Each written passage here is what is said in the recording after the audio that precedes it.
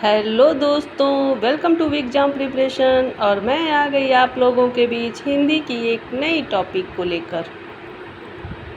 दोस्तों, जैसा कि आप लोग को पता है कि मैं पिछले वीडियोस में आदिकाल और भक्ति काल को लेके चली हूँ और अब मैं आ गई हूँ आज रीतिकाल पे।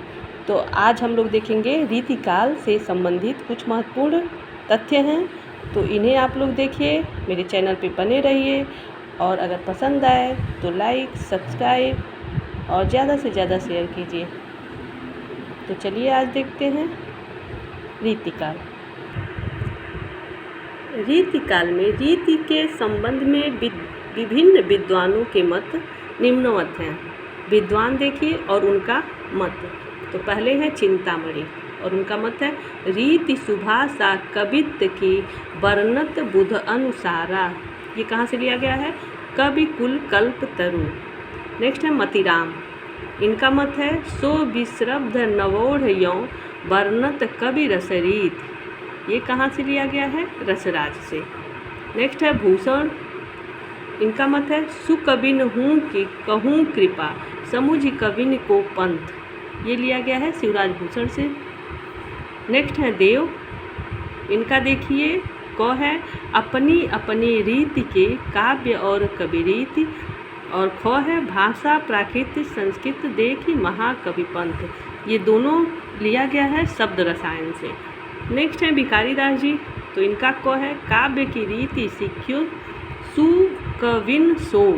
ये काव्य निर्णय से लिया गया है। और ख है जाते कछु हों छू लहयो कविताई को पंथ। ये श्रृंगार निर्णय से लिया गया है। कुछ मेन पॉइंट है इसमें, उनको थोड़ा आप लोग देख लीजिए कि हिंदी रीति काव्य परंपरा का आरंभ के संबंध में कई दृष्टिकोण दिए गए हैं।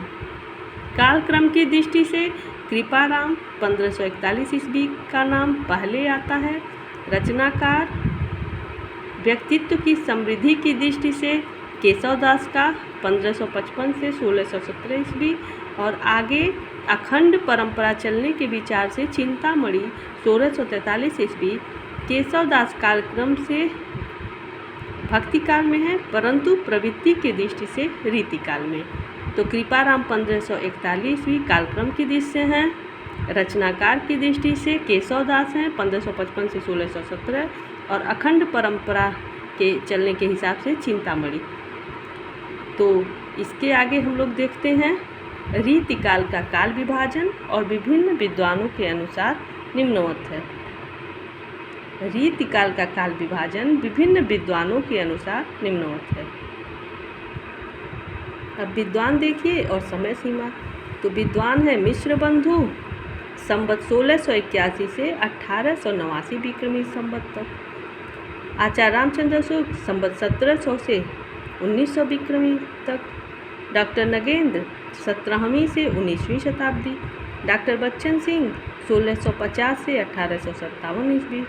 डॉक्टर गणपत चंद्र गुप्त 1600 से 1857 ईस्वी। डॉक्टर राम कुमार वर्मा संवत 1700 से 1900 विक्रमी तक। तो ये हो गया विद्वानों के अनुसार रीतिकाल का समय सीमा।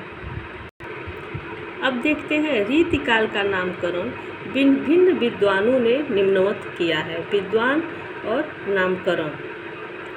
तो डॉक्टर जॉर्ज गियर्सन ने रीति काव्य कहा है। मिश्र बंधु ने अलंकृत काल। आचार्य रामचंद्र शुक्ल ने रीतिकाल या उत्तर मध्यकाल। आचार्य विश्वनाथ प्रसाद मिश्र ने श्रृंगार काल। डॉक्टर रमाशंकर शुक्ल रसाल ने कला काल। त्रिलोचन शास्त्री ने अंधकार काल। अब इसके बाद देखते हैं रीतिकाल की प्रमुख विशेषताएं। विशेषताएं भी एग्जाम में पूछता है। मान लीजिए 4 विशेषता देना है, दे दिया है और उसमें से गलत दे देगा। तो अगर सारा विशेषता पता रहेगा तो आप लोग आसानी से इसको खोज लेंगे।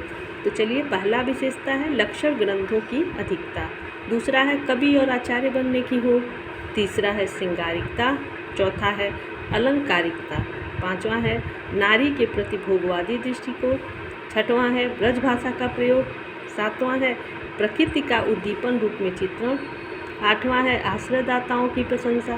9वां है मुक्तक शैली की प्रधानता और 10वां है श्रृंगार रस प्रधान काव्य। अब आगे है रीतिकाल का वर्गीकरण।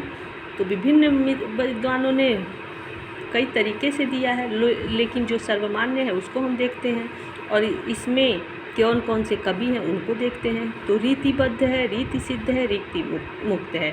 तो रीतिबद्ध में कौन कौन से कवि हैं?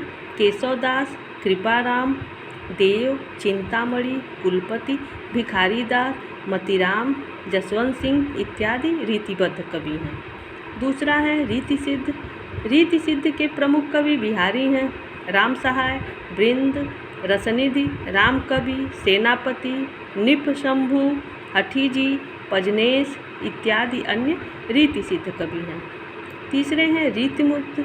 तो रीतिमुक्त में आ जाते हैं रीतिमुक्त काव्य के प्रतिनिधि कवि जो हैं घनानंद। जैसे रीति सिद्ध में सबसे प्रमुख बिहारी हैं, उसी तरह रीतिमुक्त में घनानंद। आलम, बोधा, ठाकुर, द्विजदेव इत्यादि रीतिमुक्त काव्य के अन्य कवि हैं। तो आज के लिए इतना ही।